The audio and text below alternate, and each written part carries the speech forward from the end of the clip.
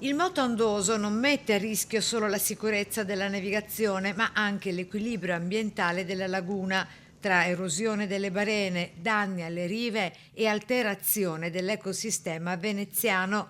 Così il Movimento 5 Stelle, in appoggio ad Andrea Martella, con la biologa candidata per le prossime amministrative Paola Peresin. È dalla riforma costituzionale del 2022 che il Movimento 5 Stelle è stato il motore attivo di introduzioni di parole come ambiente, biodiversità, animali ed ecosistema.